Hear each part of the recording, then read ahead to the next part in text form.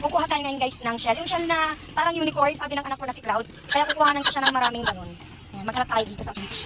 Ayun guys, sila pa lang din ang nandito sa side na to, no? So, meron din doon sa malayo. So, maghanap na tayo ng shell na sinasabi ni Cloud na unicorn. Ayan. Ilan ang gusto mong ganun, Cloud?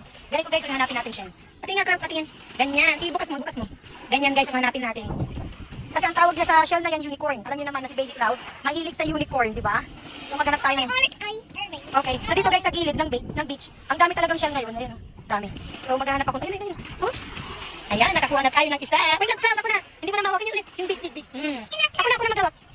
Ayan, nakadalawa na tayo. Maligo na kayo, ako na bahala dito. Mamaya, uuwi na tayo mamaya. Hindi nyo na may enjoy.